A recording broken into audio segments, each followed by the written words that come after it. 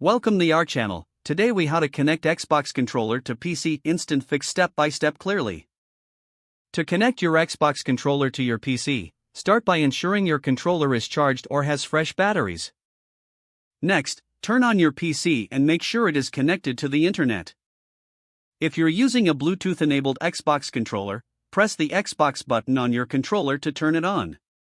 Now, put your controller into pairing mode by holding the pairing button located on the top of the controller until the Xbox button starts to flash.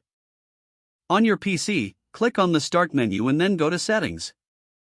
In the Settings window, select Devices. Choose Bluetooth and other devices from the left sidebar. Make sure Bluetooth is turned on. Click on Add Bluetooth or other device at the top of the page. Select Bluetooth from the list of options that appear. Your PC will start searching for devices.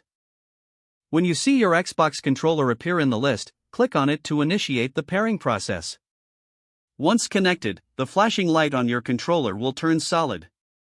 If you are using a wired connection, simply connect the USB cable to your controller and plug the other end into your PC.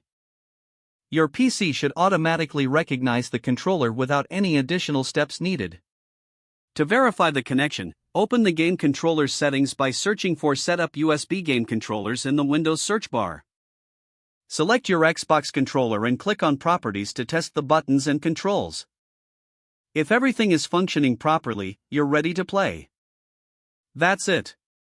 Your Xbox controller is now successfully connected to your PC. If the page does not load, refresh the browser or try again in a private or incognito window.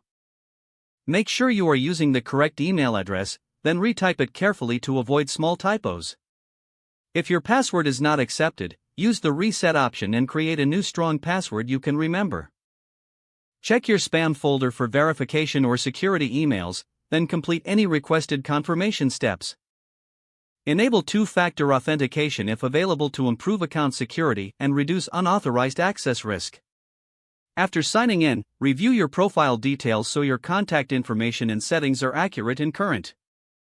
If you see an error message, note it down and try again after restarting your device and log out when you finish, especially on shared devices, to keep your account and payment information secure. Don't forget to like this video and subscribe to our channel for more step-by-step tech guides.